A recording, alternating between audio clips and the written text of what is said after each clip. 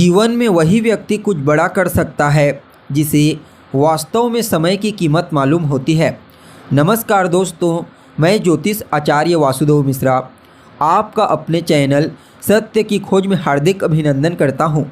दोस्तों, आज का यह ज्योतिष का कार्यक्रम आप लोगों के लिए यानी कि धनु राशि वालों के लिए बेहद ही ज़्यादा खास कार्यक्रम साबित होगा। जी हाँ, आज हम चर्चा करेंगे ग्रहों के सम्राट सूर्य के राशि परिवर्तन प्रभाव के बारे में।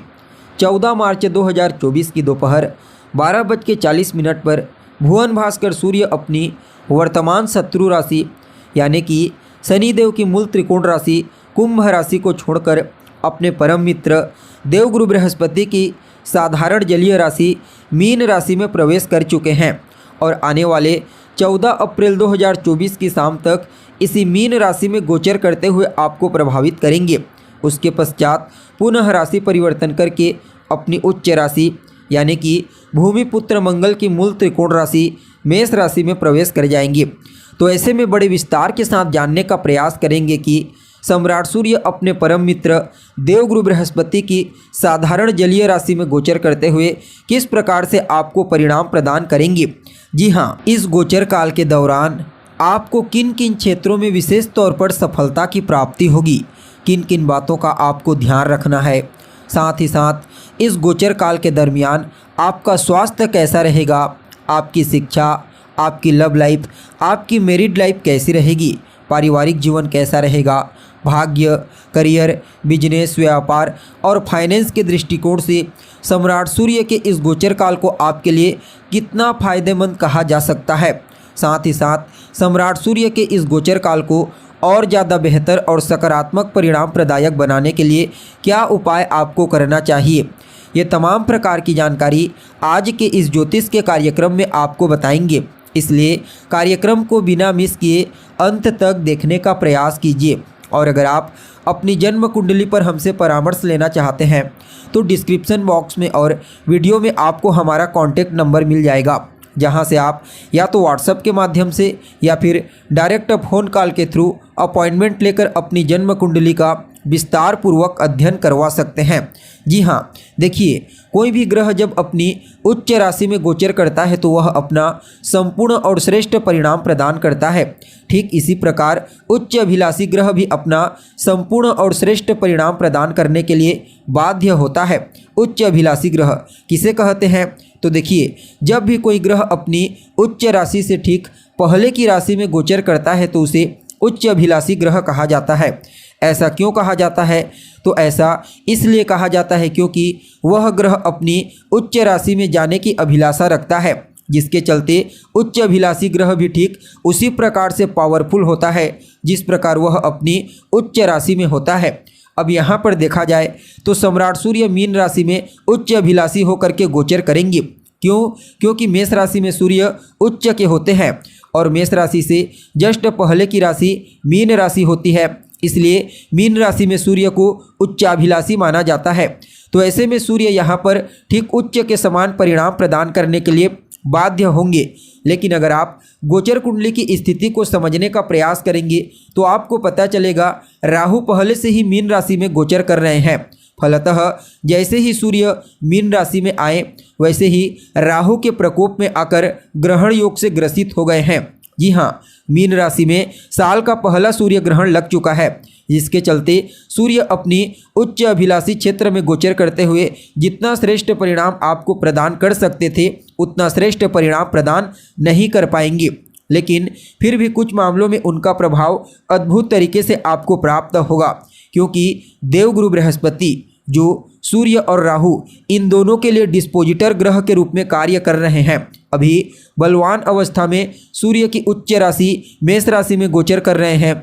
फलतः राहु और सूर्य इन दोनों को कुछ न कुछ मामलों में श्रेष्ठ परिणाम प्रदान करने के लिए बाध्य होना पड़ेगा। अब देखा जाए तो आप लोगों के लिए यानी कि धनु राशि वालों के लिए सूर्य का यह गोचर आपकी राशि से चतुर्थ भाव में हुआ है।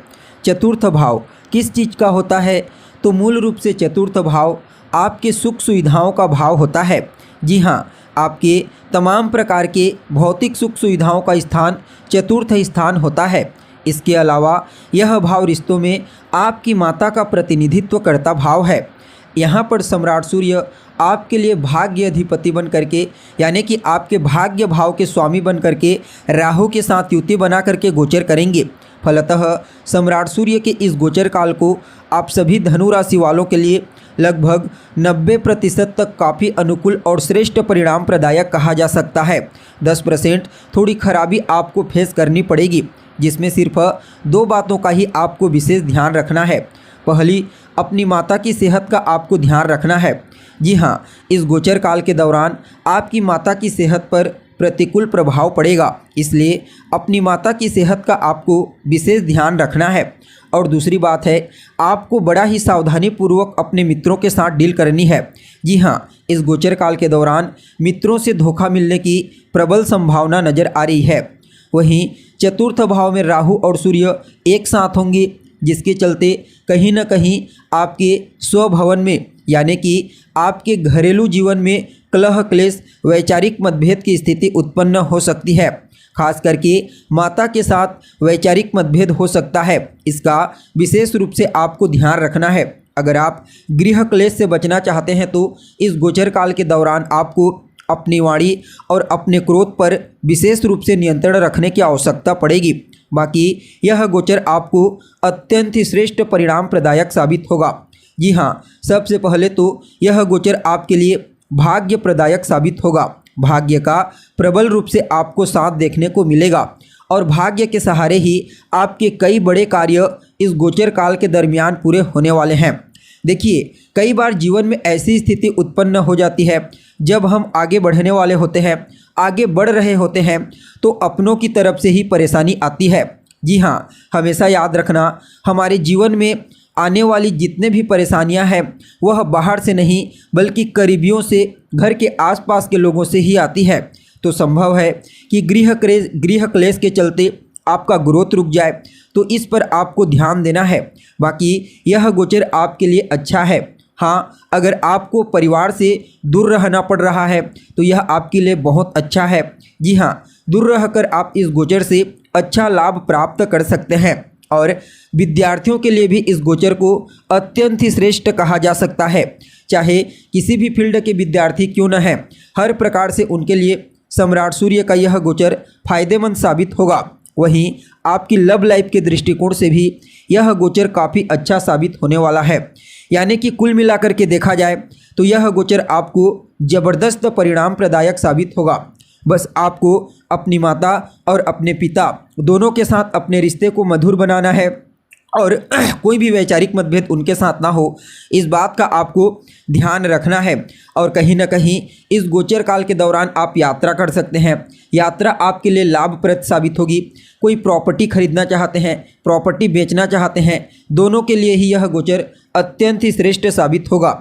वैसे तो आपका व्यय बढ़ेगा, यानी कि आपके खर्चे बढ़ेंगे, लेकिन इसमें कोई परेशानी नहीं होगी। क्यों?